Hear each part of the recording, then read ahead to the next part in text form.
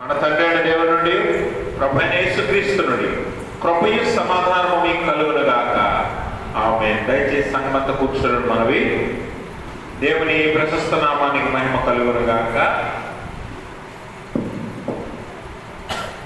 మన ప్రభువు ప్రియ రక్షకుడైన యేసు ప్రభువు వారి మనలను మన కుటుంబాలను సంరక్షించి కాపాడి మరలా ఈ శుక్రవారం ఆయన సన్నిధిలో కూడుకునే భాగ్యాన్ని మనకి ఇచ్చినందుకై, అలాగే ఆయన స్తుతించి ఆరాధించి ఆయన వాక్యాన్ని ధ్యానించే భాగ్యాన్ని అవకాశాన్ని మనకి ఇచ్చినందుకే మొదటిగా తండ్రి అయిన దేవుని కృతజ్ఞతాస్తుతులు చెల్లిస్తున్నాను. ఆయన ఆత్మతోనూ సత్యంతోనూ ఆరాధించడానికి కూడి వచ్చి మీ అందరికీ ప్రభుపెట్టి వందనాలు. అందరికీ వందనాలు. దేవుడు మిమ్మల్ని మీ కుటుంబాలను మెండుగా దీవించును గాక. ఈ దినముకు ఏర్పాటు చేయబడిన లేఖన భాగం మనందరం చదువుగా విన్నాం.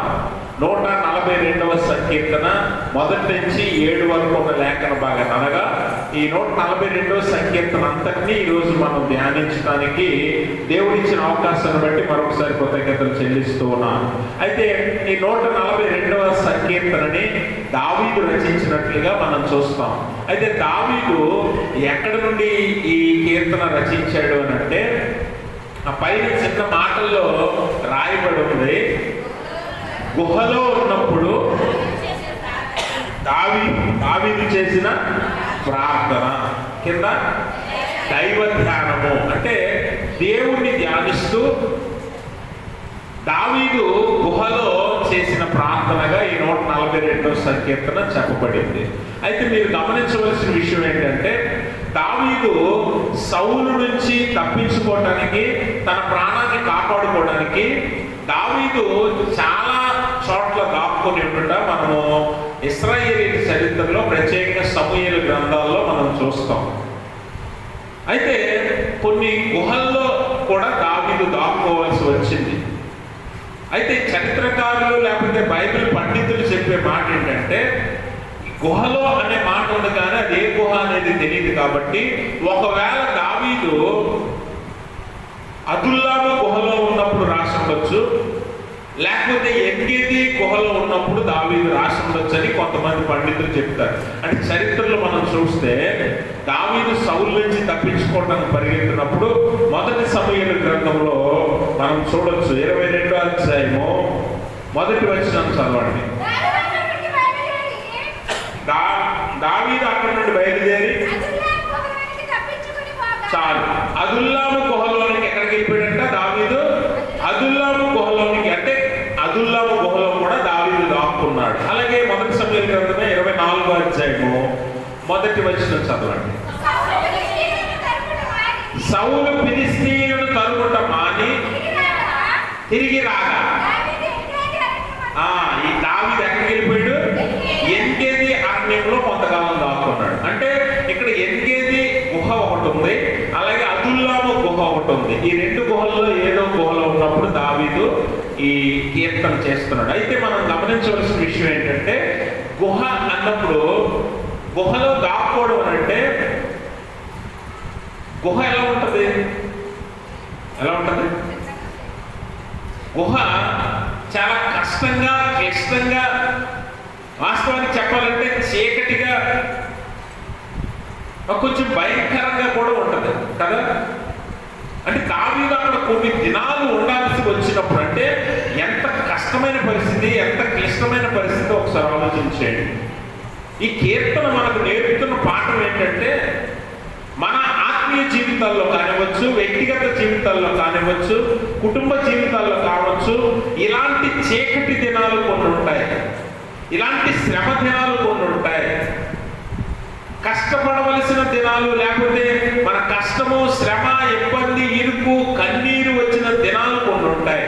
ఆ దినాలు గడిపే సమయంలో, ఆ దినాల గుండా వెళుతున్న సమయంలో విశ్వాసిగా మనం ఏం చెయ్యాలో ఈరోజు దావీదు మనకు తెలియజేస్తూ ఉన్నాడు.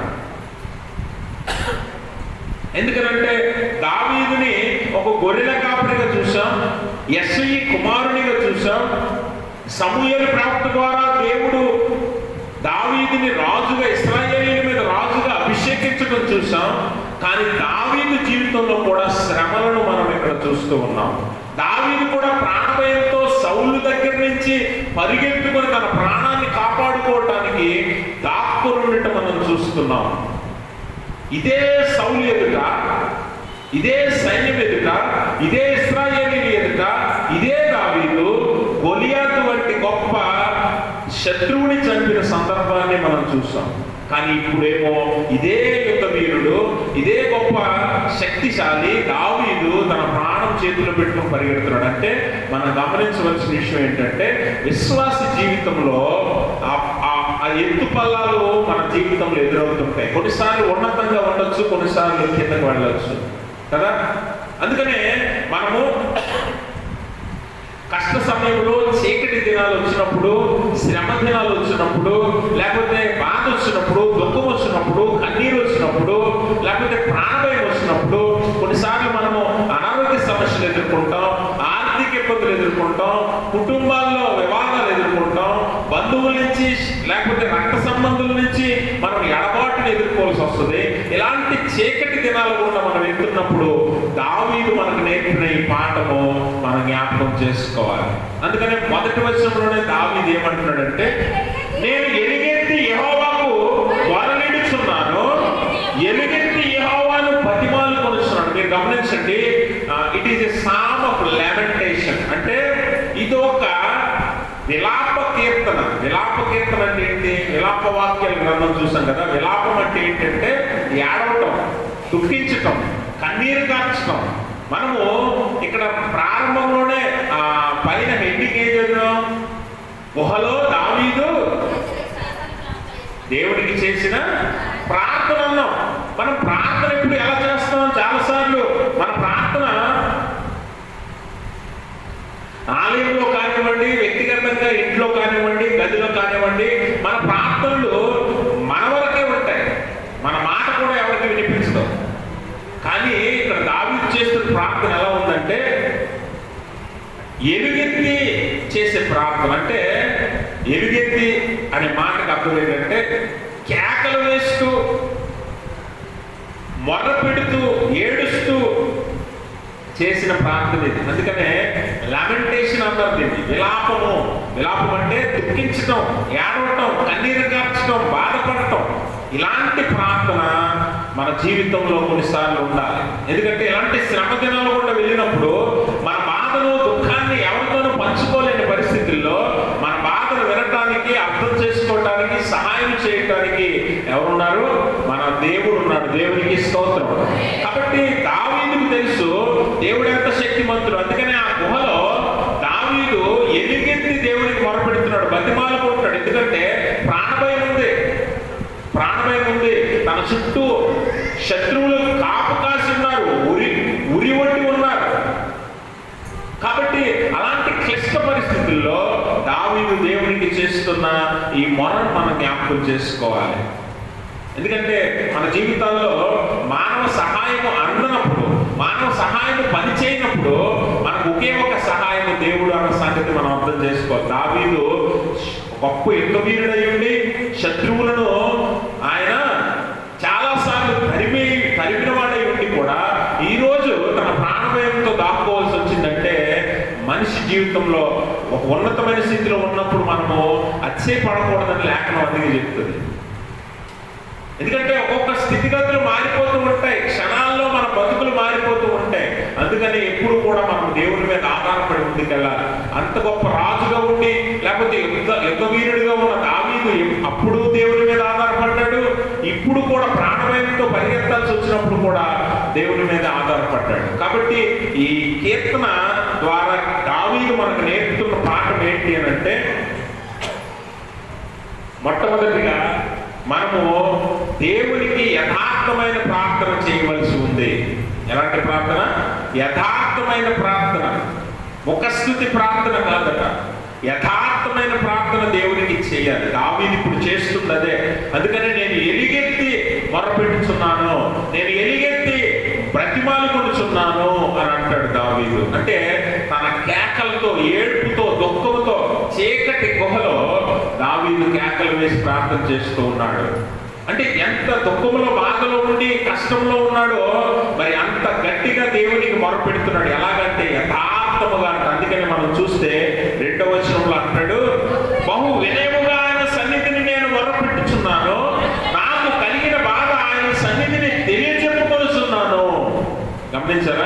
బహు వినయముగా నేను దేవునికి యథార్థమైన వినయముగా ఉన్నప్పుడు యథార్థత బయటకు వస్తుంది. యథార్థమైన ప్రార్థన దేవుని ఎదురు మనం చేయాలట. ఆ ప్రార్థనలు దేవుడు అంగీకరిస్తాడు. ఉత్తర ప్రచుత్ర భాగంలో 34వ కీర్తనలో మనం చదివాం. 17-18 వచనాలు మనం చూస్తే యథార్థమైన ప్రార్థనలు దేవుడు ఆలకిస్తాడు. నీతిమంతుల నీతిమంతులు మొరపెట్టగా యెహోవా ఆలకించును, వారి శ్రమలన్నిటిలో నుండి వారిని విడిపించును. విరిగిన హృదయము గల వారికి యెహోవా ఆసన్నుడు, నలిగిన మనసు కలవారికి ఆయన నలిగిన మనస్సు కలవారిని ఆయన రక్షించును. ఈ శ్రమ దావీదు గుహలో, చీకటి గుహలో ఉన్నాడు కదా. దావీదు జీవితంలో చీకటి దినాలు నడుస్తున్నాయి. కొన్నిసార్లు మన జీవితాల్లో కూడా ఈ చీకటి దినాలు అనేవి ఎదురవుతూ ఉంటాయి. కష్ట సమయం వస్తుంది, కన్నీటి సమయం వస్తూ ఉంది. అలాంటప్పుడు దేవునికి మనము మొర్ర పెట్టాలంటే ఎలాగంటే యథార్థంగా మొర్ర పెట్టాలి. కొన్నిసార్లు అనారోగ్య సమస్యలు వచ్చినప్పుడు, లేకపోతే ఆర్థిక ఇబ్బందులు వచ్చినప్పుడు, లేకపోతే కుటుంబ సమస్యలు వచ్చినప్పుడు, మనం తట్టుకోలేని ఎదుర్కోలేని బాధ వచ్చినప్పుడు, మనకు సహాయం ఎక్కడ నుండి దొరకదు అనిపించినప్పుడు, మనము యథార్థమైన ప్రార్థన చేసేవారిగా ఉన్నప్పుడు దేవుడు మన ప్రార్థన ఆలకిస్తాడు. దావీదు అందుకనే నీతిమంతునిగా దేవునికి యథార్థంగా మొరపెడుతుంటే నీతిమంతుల ప్రార్థన ఏం చేస్తున్నాడు? దేవుడు ఆలకిస్తాడు. వారి శ్రమలన్నిటిలో నుండి వారిని విడిపిస్తాడని దేవుడి వాక్యం సెలవిస్తుంది. అందుకే నీ హృదయం నలిగిపోయి ఉన్నప్పుడు, నువ్వు కృంగిపోయి ఉన్నప్పుడు, నువ్వు విసిగిపోయి ఉన్నప్పుడు, నువ్వు కష్టంలో ఉన్నప్పుడు, శ్రమలో ఉన్నప్పుడు నీ హృదయంలో నుంచి వచ్చే ప్రార్థన యథార్థంగా ఉంటుంది. అప్పుడు దేవునికి నువ్వు పెట్టే మొర దేవుడు ఖచ్చితంగా ఆలకిస్తాడు, ఖచ్చితంగా ఆలకిస్తాడు. అందుకనే దావీదు ఈ కీర్తన ద్వారా మనకు నేర్పుతున్న మొట్టమొదటి పాఠం ఏంటంటే దేవునికి మనం యథార్థమైన ప్రార్థన చేయాలి, హృదయపూర్వకమైన ప్రార్థన చేయాలి. దేవునికి మనము ఆధారపడి, అంటే యాక్చువల్లీ ఈ కీర్తన ఏమంటారంటే లెమెంటేషన్ అని చెప్పాను కదా. లెమెంటేషన్ అంటే cry out to God. Cry out to God అంటే దేవునికి పడి ఆడవడం అంటారు చూసారా, దేవునికి పడి ఆడవటం అంటే అలాగే దావీదు ఈ గుహలో దేవునికి పడి ఏడుస్తున్నాడు, సహాయం కోసం బ్రతిమాలు కొనుస్తున్నాడు, మొరపెట్టుకొనుస్తున్నాడు. ఎందుకంటే బయటికి వెళ్తే భయంకరమైన పరిస్థితి. అందుకే కింద అంటాడు 3వ వచనం, నాలో నా ప్రాణం కృంగి ఉన్నప్పుడు నా మార్గం నీకు తెలియను, నన్ను పట్టుకున్నట్టుగా నేను నడవలసిన త్రోవలో చాటుగా పగవారు ఏం చేశారంట?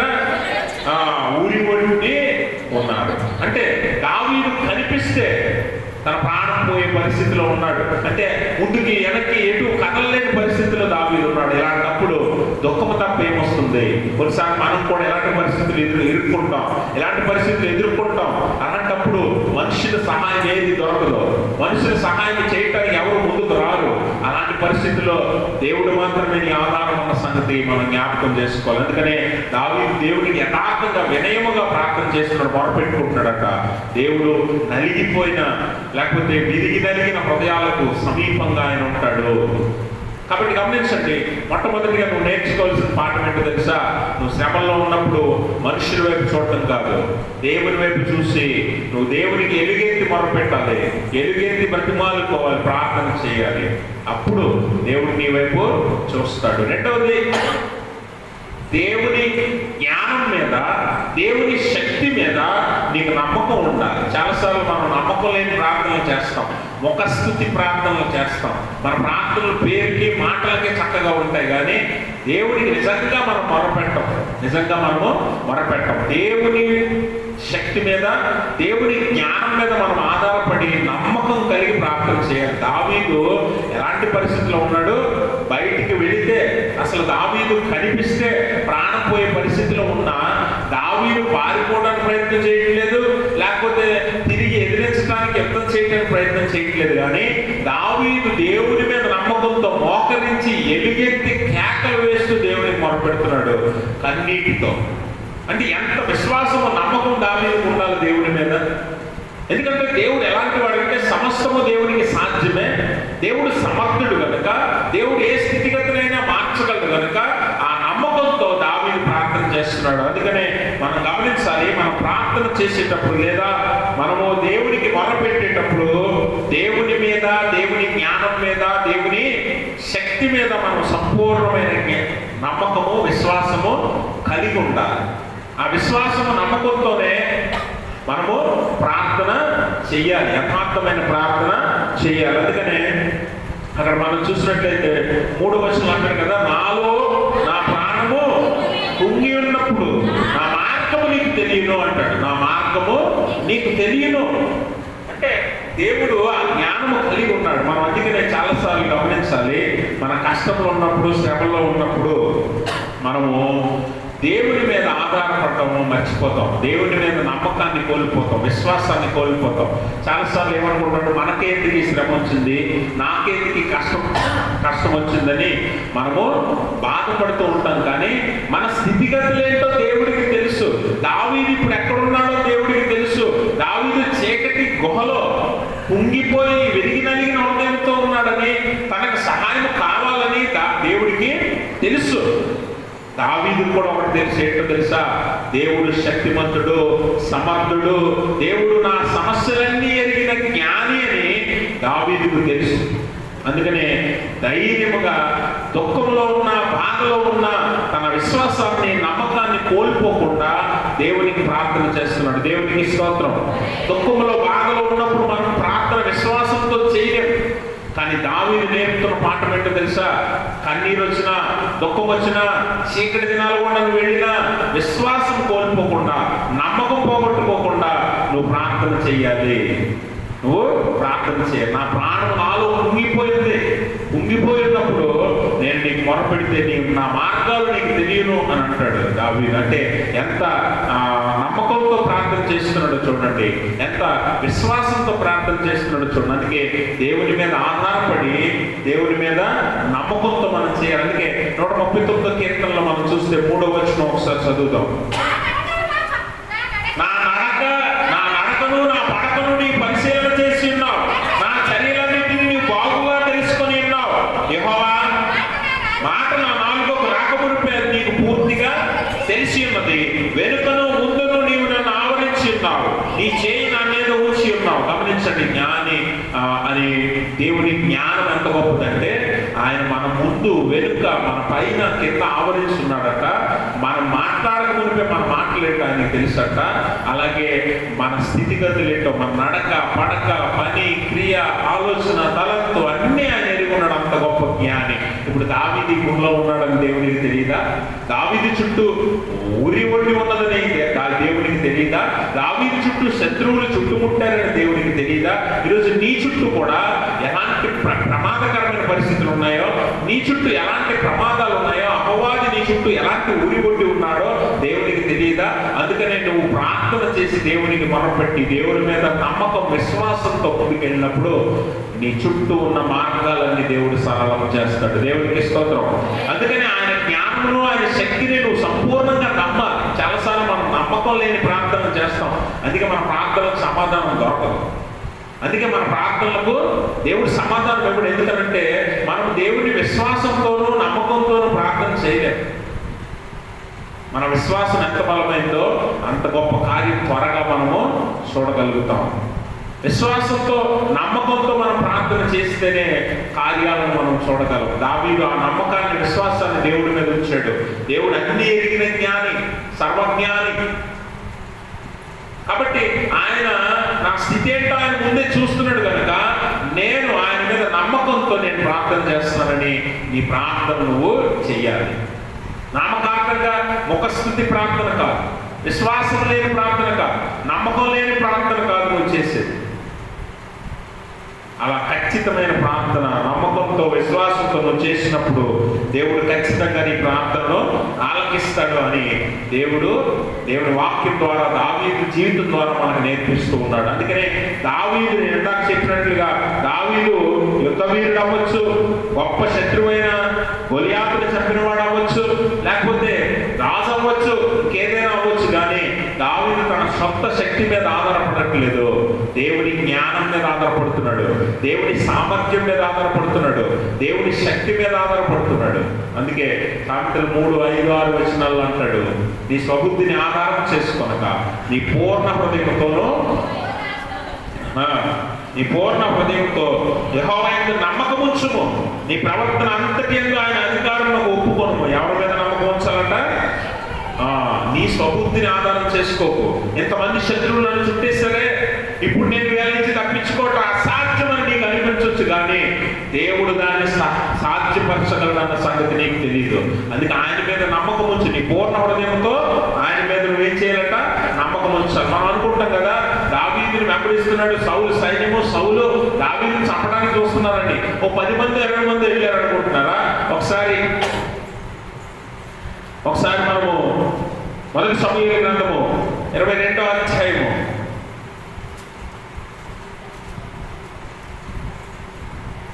21వ అధ్యాయము 1-2 వచనాలు చదువుతాం. అమ్మా, దావీదు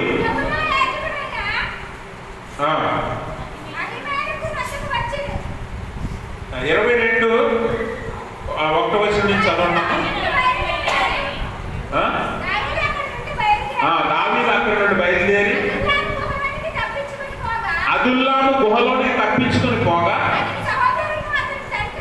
అతని సహోదరులను అతని తండ్రి ఇంటి వారందరూ ఆ సంగతి విని అతని యొద్దకు వచ్చింది. 24వ అధ్యాయము 3వ వచనం చదవండి. అమ్మా, మార్గమున్న అతడు రాగా అక్కడ గుహ ఒకటి కనబడేది. అందులో సౌలు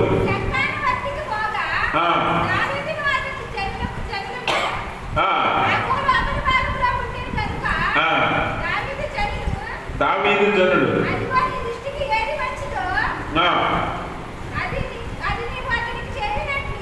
ఇక్కడ దావీదు గుహలోనికి వెళ్ళి దాక్కున్నప్పుడు దావీదు ఇంటి వారేమో దావీదు పక్షం వెళ్ళారు, సౌలు సైన్యమేమో దావీదును చంపడానికి వెతుకుతూ ఉన్నారు. ఇప్పుడు దావీదు ఇంటి వారందరి చుట్టూ ఎవరున్నారంట? సౌలు సైన్యం ఉందట. ఇంచుమించు 3,000 మంది పైనే ఉన్నారు సౌలు చుట్టూ. సౌలు సైన్యం దావీదు చుట్టింది ఎంతమంది? 3,000 మంది పైనే ఉన్నారట. మరి వీరందరి నుంచి తప్పించుకోవడానికి దావీదుకి ఆ సొంత జ్ఞానము ఉన్నప్పటికీ, ఒక శక్తి ఉన్నప్పటికీ, దేవుని ఆ శక్తి మీద ఆధారపడి దేవుని మీద పూర్ణమైన నమ్మకాన్ని ఉంచి దేవునికి ప్రార్థన చేస్తున్నాడు దావీదు. కాబట్టి గమనించండి, శత్రువులు, సైన్యము, లేకపోతే ప్రమాదము, అపాయము, కీడు మనల్ని చుట్టుముట్టుందని మనకు తెలిసినా తెలియకపోయినా దేవుని మీద పూర్ణ హృదయంతో నమ్మకాన్ని మనం ఉంచాలి. అప్పుడు మన ప్రార్థన దేవుడు ఆలకిస్తాడు. కాబట్టి ఈ గుహలో దావీదు పరిస్థితి భయంకరమైనది అయినప్పటికీ, చీకటి గుహలో కొన్ని దినాలు గడపాల్సి వచ్చినప్పటికీ మనము ఏం చేస్తామంటే మన పరిస్థితి కూడా ఇలాంటి సందర్భాలు వచ్చినప్పుడు మనమైతే ప్రార్థన చేయడం మానేస్తాం. కానీ దావీదు చీకటి గుహలో కన్నీటితో, దుఃఖంతో ఎలుగెత్తి కేకలు వేసి దేవుడికి ప్రార్థన చేస్తున్నాడు. మనం గదుల్లో ఉండి ఫ్యాన్లు వేసుకొని లేకపోతే చక్కని సౌకర్యాలు ఉండి కూడా మనం ప్రార్థన చేయడానికి వెనకాడతాం. దావీదు చీకటి గుహలో, దావీదు మంచం ఉంటుందా గదిలో? మనకి మంచం ఉంటుందా? ఫ్యాన్ ఉంటుందా? ఏసీ ఉంటుందా? అవసరాలన్నీ, సౌకర్యాలన్నీ ఉంటాయి, మనం చెయ్యం.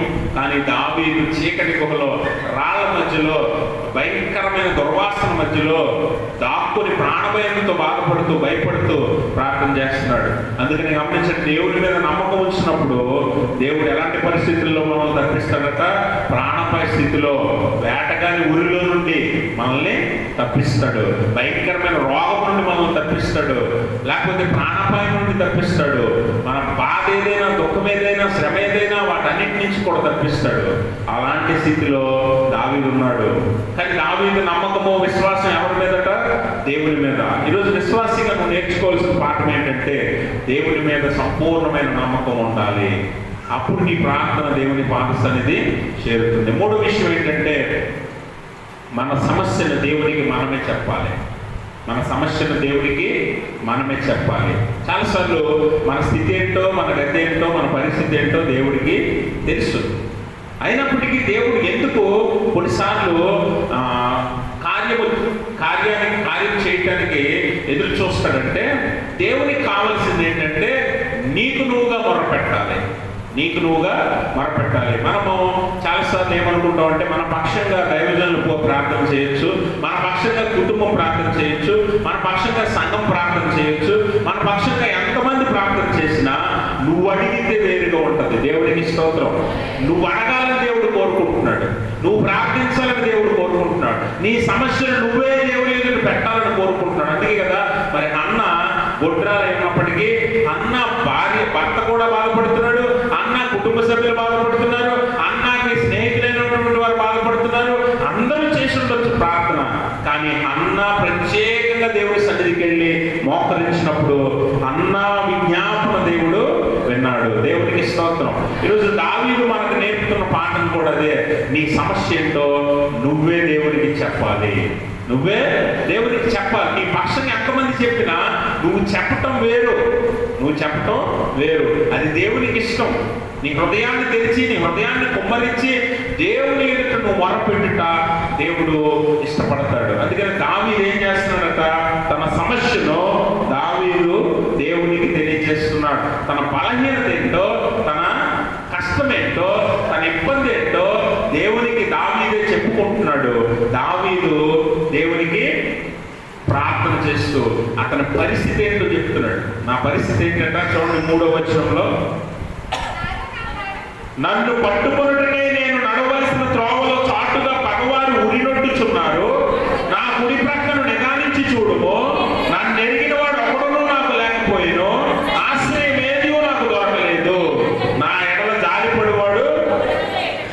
గమనించారా? నా కుడి పక్షంగా చూసినా, ఎడమ పక్షంగా చూసినా, చుట్టూ చూసినా ఒక్కడు కూడా నాకు నేను ఎరిగిన వాడు లేడు. నా మీద జాలిపడేవాడు ఒక్కడూ లేడు. నాకు సహాయం చేయవాడు ఎవడూ లేడు. నాకు ఆశ్రయదుర్గమేది లేదు అని అంటే మానవుల నుంచి సహాయం లేదు. నేను నిస్సహాయ స్థితిలో ఉన్నాను, ఒంటరిగా ఉన్నాను, ఒక్కడినై ఉన్నాను, నాకు ఎవ్వరూ లేరు అని దావీదు మొరపెట్టుకుంటున్నాడు దేవునికి. కొన్నిసార్లు మన జీవితాల్లో కూడా అందరూ మన బంధువుల్లో కనిపిస్తారు, అందరూ మన చుట్టాల్లో కనిపిస్తారు, అందరూ మన రక్త సంబంధుల్లో ఉంటారు. కొన్ని కష్ట సమయాల్లో మనకు ఎవడూ కనిపించడు. దావీదు కూడా అదే అంటున్నాడు. దావీదుకి అన్న ఇంటివారు, లేకపోతే దావీదు ఇంటివారు, తండ్రి ఇంటివారు ఎంతమంది ఉన్నా కూడా ఎవడూ రక్షించేవాడు కనిపించట్లేదట, ఎవడు సహాయం చేసేవాడు లేడట, దావీదు మీద జాలిపడేవాడు ఒక్కడూ లేడట. అంటే కొన్నిసార్లు మన జీవితాల్లో కూడా ఈ పరిస్థితులు ఎదురవుతాయి. మన చుట్టూ అందరూ ఉన్నప్పటికీ మనకు సహాయం అవసరమైనప్పుడు ఎవరు మనకు కనిపించరు, ఎవరు మన వైపు చూడరు, ఎవరు మన అవసరం ఏంటో గుర్తించరు, మన మీద ఎవడు జాలిపడ్డు, మన మీద ఎవడు కనికరం చూపడు.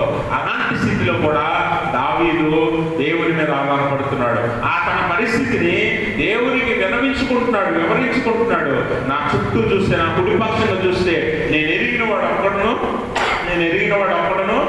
లేడు, నా ఎడలో జాలిపడి వాడు ఎవడునూ లేడు, నాకు ఆశ్రయము కూడా లేదు. గత వారం మనం ఆశ్రయపురం అనే అంశాన్ని ధ్యానించాం, గుర్తుందా? ఆశ్రయపురం యెహోషువ గ్రంథం 20వ అధ్యాయం చదివాను, మనం ధ్యానించాం కదా.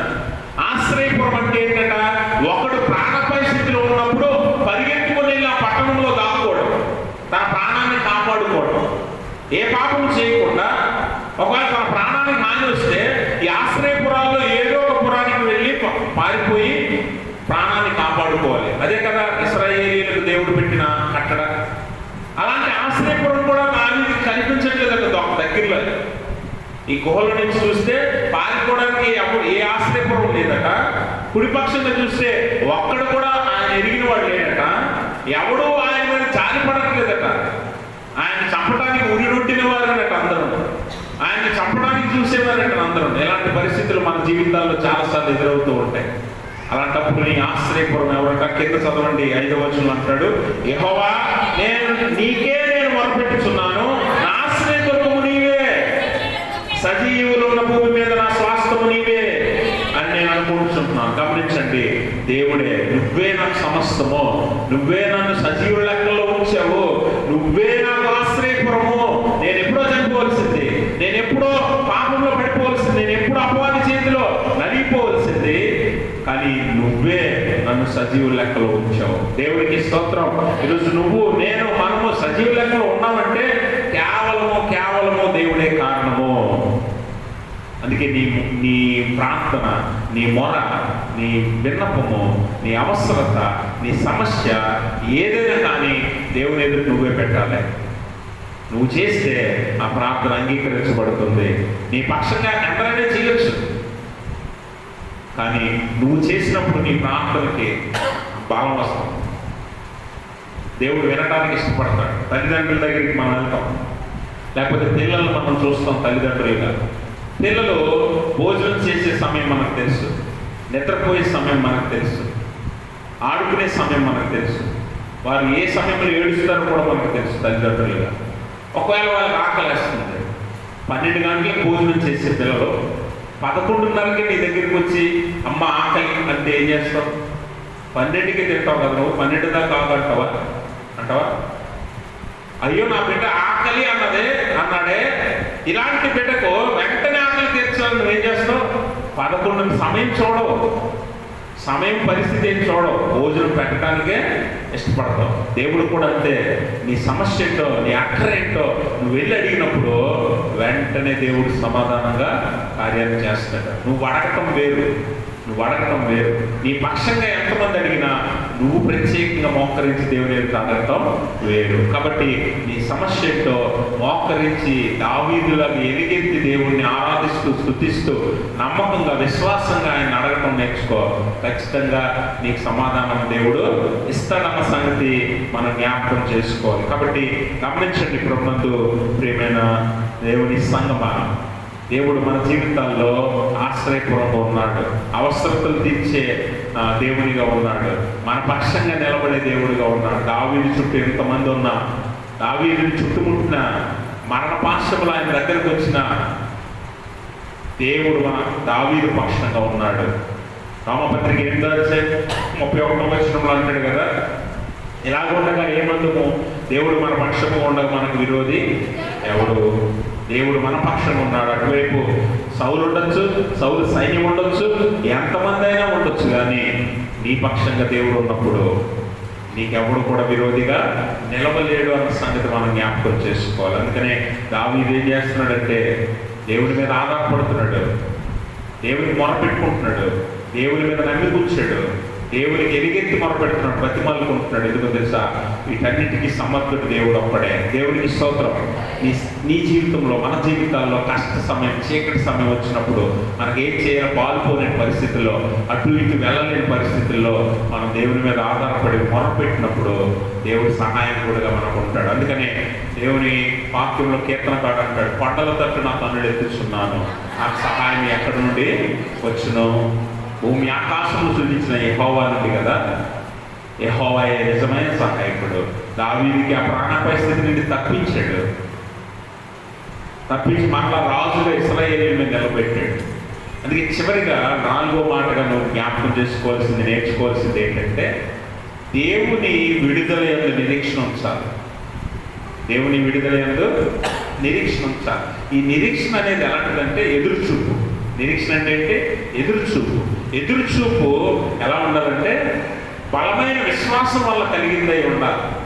ఏదో అలవోకగా ఎదురు చూడటం కాదు, ఏదో వస్తానులే, చేస్తానులే, చేస్తే బాగుండులే అని ఎదురు చూడటం కాదు. నిరీక్షణ అంటే ఎలాంటిది? నిరీక్షణ అంటే విశ్వాసంతో కూడిన నిరీక్షణ అయి ఉండాలి. ఏదో దేవుడు జరిగితే చూద్దాంలే, దేవుడు చేస్తే చూద్దాంలే అని అనుకోవటం కాదు. చేస్తాడన్న విశ్వాసంతో ఎదురు చూడటం నిరీక్షణ అంటే. దావీదు కూడా ఎలాంటి నిరీక్షణతో ఎదురు చూస్తున్నాడంటే దేవుడు విడుదల కలుగ చేస్తాడన్న గొప్ప విశ్వాసంతో నిరీక్షిస్తున్నాడు, ఎదురు చూస్తూ ఉన్నాడు. హోప్. చూడండి, నిరీక్షణ అనేది లేకపోతే ఎదురు చూపు అనేది, ఆశ అనేది లేకపోతే ఆశే కదా. నిరీక్షణ అంటే ఏంటంటే ఆశతో కూడుకున్నదే. ఈరోజు నీకు జ్వరం ఉంది, ఈరోజు నీకు దుఃఖం ఉంది, ఈరోజు నీకు అనారోగ్యం ఉంది, రేపటికైనా తగ్గుతుందని ఆశ. బతికిస్తుంది. అవునా? రేపటికేమో తగ్గుతుంది అనే నిరీక్షణే నిన్ను బతికిస్తుంది. అలాగే ఆశతో కూడుకున్న నిరీక్షణ, దీనికి మూలం ఏంటంటే విశ్వాసం, బలమైన విశ్వాసం. ఆ విశ్వాసం లేకపోతే మనము బ్రతకలేము. అందుకనే దేవుని మీద విశ్వాసంతో నిరీక్షణ కలిగి ఉండాలని ఇక్కడ దావీదు మనకి నేర్పిస్తూ ఉన్నాడు. అందుకనే మనం గమనిస్తే దేవుడు మన జీవితాల్లో విడుదల కలుగు చేసే సమయానికి మనము గొప్ప విశ్వాసంతో నిరీక్షణ కలిగి ఎదురు చూసేవారుగా ఉండాలి. తర్వాత దావీదుని మనం చూస్తాం కదా, ఆ గుహలో నుంచి సౌలు సైన్యం నుంచి దావీదు తప్పించుకొని ఇశ్రాయేలీయుల మీద రాజు అయ్యి ఇంచుమించు 70 సంవత్సరాల దాకా పరిపాలన చేసిన వాడుగా ఉన్నాడు దావీదు. అంటే మీరు గమనించండి, ఆ చీకటి గుహలో నుంచి దావీదుని రప్పించి ఎక్కడికి తీసుకెళ్ళాడు? అంతఃపురంలోకి తీసుకెళ్ళాడు. దేవునికి స్తోత్రం. సైన్యములు చూసి పారిపోయి ప్రాణాపాయంతో దాక్కున్న దావీదుని తీసుకెళ్లి ఇదే సైన్యానికి రాజును చేశాడు. దేవునికి స్తోత్రం. అంటే చూడండి, పరిస్థితులు మార్చగలడు దేవుడు. అయితే ఎదురు చూపు, విశ్వాసంతో కూడిన నిరీక్షణ నీ దగ్గర ఉండాలి. అవిశ్వాసం ఉండకూడదు. చేస్తే చేస్తాడులే, చేస్తే బాగులను అనే అవిశ్వాసంతో నువ్వు ప్రార్థన చేయకూడదు. నీకు మంచి బలమైన విశ్వాసంతో కలిగి కూడిన నిరీక్షణ నీ దగ్గర ఉండాలని దేవుని వాక్యము తెలియజేస్తుంది. 2 కొరింథీ పత్రిక 12వ అధ్యాయము 9వ వచనాన్ని ఒకసారి చదువుతాం.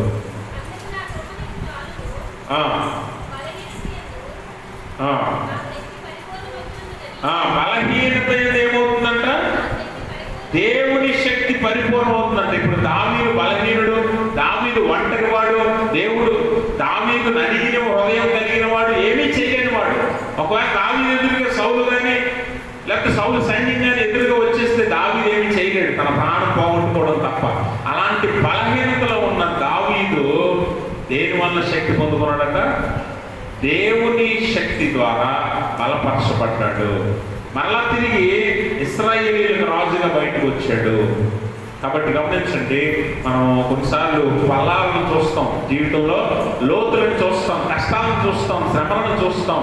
వాటిని చూసినప్పుడు దేవుని యొద్దకు పరిగెత్తుకొని వెళ్ళటం నేర్చుకోవాలి, దేవుని మీద ఆధారపడటం నేర్చుకోవాలి, దేవునికి మొరపెట్టడం నేర్చుకోవాలి, దేవుని యొద్ద నమ్మిక ఉంచడం నేర్చుకోవాలి, దేవుని మీద విశ్వాసంతో నిరీక్షణ కలిగి ఎదురు చూడటం నేర్చుకోవాలి. మన అవసరతలు, మన బలహీనతలు, మన స్థితి గతి అన్ని దేవుని ఎదుట పెట్టడం నేర్చుకోవాలి.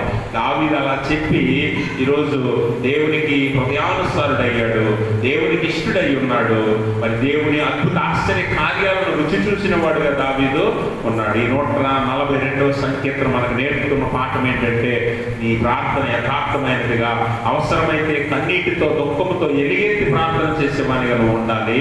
అలాగే దేవుని శక్తి మీద, జ్ఞానం మీద పూర్ణ నమ్మకంతో, నీ విశ్వాసంతో నువ్వు ప్రార్థన చేయాలి.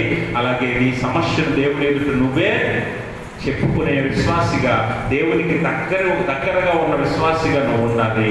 అలాగే ఆయన విడుదల లేకపోతే ఆయన కార్యం మీద, ఆయన భవిష్యత్తులో నీకు చూపించే అద్భుత కార్యం మీద నిరీక్షణ కలిగి నమ్మకం కలిగిన వారుగా నువ్వు ఉంటే ఈ 142వ సంకీర్తన మరి దావీదు జీవితం ఎలా నెరవేరింది. అందుకే చివరి 7వ వచనం అంటాడు కదా, నేను నీకు కృతజ్ఞతాస్తుతులు చెల్లించినట్లు చెరసాలలో నుండి నీవు నన్ను విడిపించమంటున్నాడు. చెరసాల అంటే ఏంటి? గుహ చెరసాలకు కూడా సాదృశ్యమే. అంటే ఎక్కడికి వెళ్ళలేని పరిస్థితి, స్వతంత్రంగా జీవించలేని పరిస్థితి, మనం అనుకున్నది చేయలేని పరిస్థితి. చెరసాలంటే గుహ అంటే చెరసాల వంటిదే. చెరసాలకు సాదృశ్యం. స్వతంత్రం ఉండదు. మన జీవితాల్లో కూడా కొన్నిసార్లు ఇలాంటి చీకటి దినాలు, ఇలాంటి చెరసాల దినాలు, ఒంటరిగా గడిపే దినాలు, దుఃఖంలో బాధలో గడిపే దినాలు వస్తాయి. వాటి నుంచి విడిపిస్తే నేను నీ కృతజ్ఞతాస్తుతులు చెల్లించుకుంటానని దావీదు అంటున్నాడు. ఆ విడుదలకి ఎదురు చూస్తున్నాడు నిరీక్షణ కలిగి.